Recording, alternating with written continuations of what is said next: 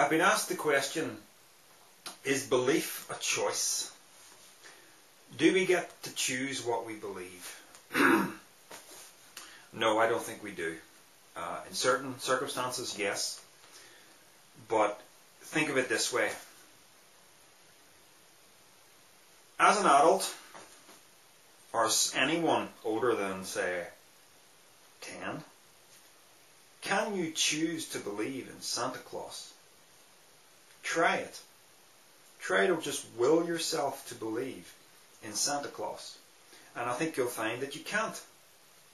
And the reason that you can't is because your rational mind is dictating that you can't. It knows that there's no Santa Claus. So, let's swing this around to the subject of religion. Do I have a choice to believe in Christianity? Well, if you had asked me that many years ago, I may have said yes. For the simple reason is that I hadn't studied it enough. I didn't know enough about it to make a choice one way or the other. Back when I was a Christian, I believed in it because it seemed more likely to be true than not. But now I'm in a position where I've done a great deal of research. I've looked into Christian apologetics in a massive way. I've looked into cosmology, Eastern philosophy, Western philosophy. I've pursued a great deal of avenues of learning, and I've come to a lot of beliefs about a lot of things regarding, the origin of the universe, regarding ethics, all kinds of things. And I've got a pretty coherent belief system in my mind that is my own, and that will be subject to change in the future. But what I believe gives the appearance of truth to me. And what I've learned about Christianity seems to be untrue to me for a vast array of reasons. It doesn't hold together consistency. Christianity doesn't hold together consistently as something that reflects reality. So do I have a choice right now? Can I make myself believe in Christianity? No.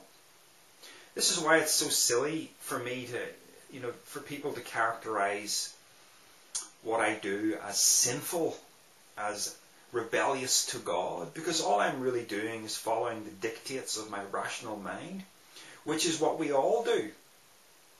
The reason why belief seems to be a choice, and in practice it is a choice for some people, it's because they grow up in Western civilization in this Christian or slightly post-Christian era, shall we say. And judging by what they've learned, it's like, well, Christianity, I don't know if it's true or not, but it could be, it might not be, I don't really know. So they really do have a choice. And into that mix is thrown all kinds of mind games, like, you better believe now because God is going to judge you if you don't believe.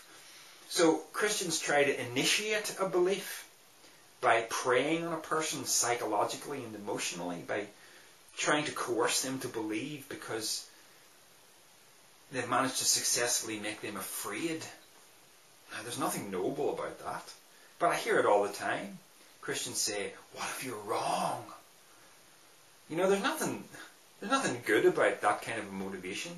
And the kind of belief that would ensue from something like that is only going to be surface deep.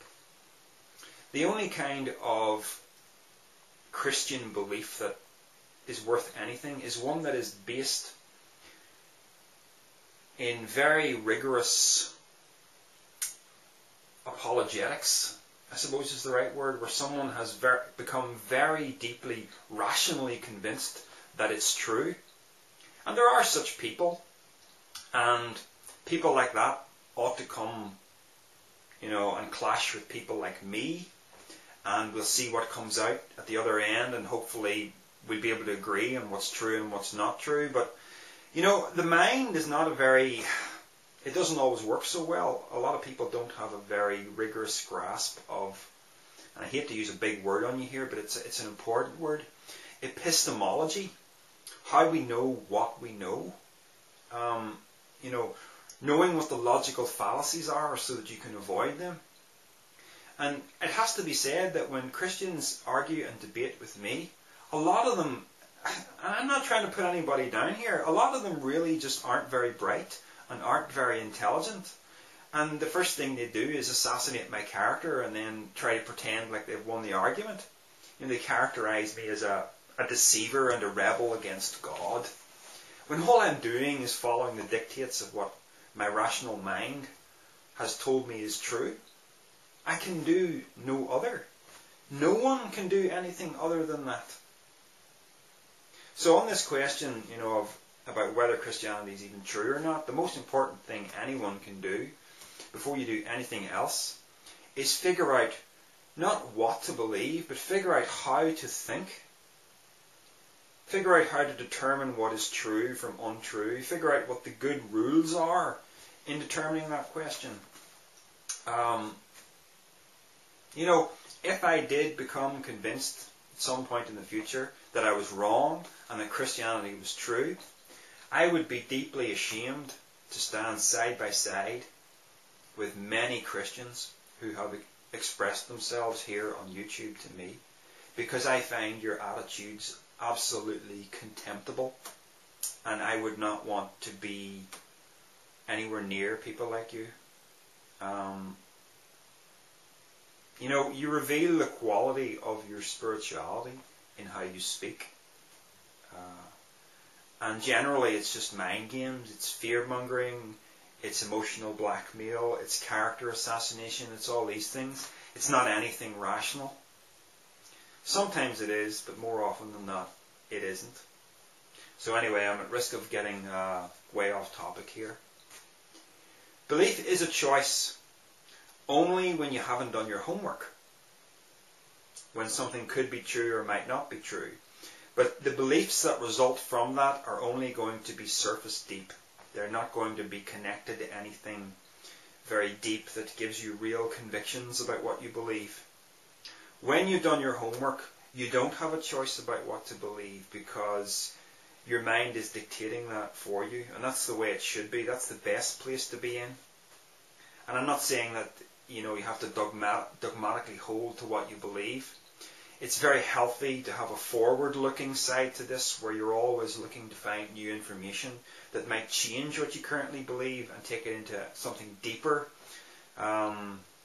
Something that's making much tighter approximations to truth than the ones you've been doing up to now.